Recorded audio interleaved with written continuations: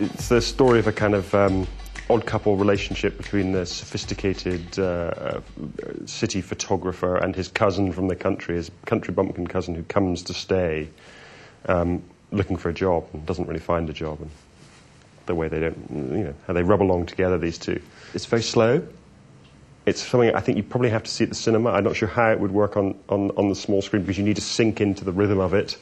It's that kind of movie where you need to get into its pace. You can't bring your own life into it, I think. But I'd highly, highly recommend it. And I think maybe out of all of these films, it's the most perfectly realised. The tone of it is just beautiful all the way through. It doesn't put a foot wrong. The director does. You really get the sense the director knows exactly what he wants from it. And earlier on you mentioned the dreaded A word, auteur. Nuri Bilge Ceylan, as I recall his name was, he was the writer, director, the cinematographer and the producer. So certainly here's someone who is pretty much hands-on, and they shot it in his flat as if that were enough. And I believe they used his car. And his cousin. So really, it's a real kind of like... It's a family affair. That's great. Is he a sort of star in Turkey? I don't know. No, I think the cousin hadn't acted before, I don't believe. And I think the lead guy in it also was a non-actor before this movie. So now, does that make it easier to make the film, do you think? A film which is kind of like as low-key and as deadpan as this, or would that be harder? Let's ask Gillian.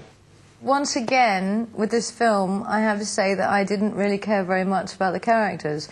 For some reason, I don't know whether this was that I saw on a small screen and not a big screen, but it seems that you never actually see the full facial features of the main character for a good long way into the film, and so I'm not quite sure whether it was just hidden or it was dark or something for a long time, and I didn't actually really feel like I saw him, and therefore I didn't really see who he was or what he was about until well into the film. And the way that he stalked women, you know, the way that he observed them endlessly and rubbed up against them on train, I swear, it creeped me out so much that I couldn't actually really... But he's a quiet, desperate man. That's what we do. And speaking as three quiet, desperate men, we can assure you that goes on. I love this film. It's beautifully spare, it's sort of bone-white, dry.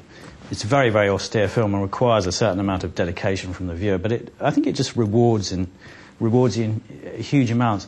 Yes, I mean, Istanbul looks amazing. We see Istanbul on the snow. There's that amazing shot when he's walking past a sort of drowned tanker, you know, which is the most stunning shot, which comes out of nowhere. And it just looks astonishing and very wintry, and we're not really sort of used to Turkey being a sort of wintry environment. And I just feel this is a story which could have taken place almost anywhere in Europe. It's a very European film. Yeah. You know, I can imagine this happening in, you know, Italy or East Europe and anywhere. It's a very sophisticated cosmopolitan film.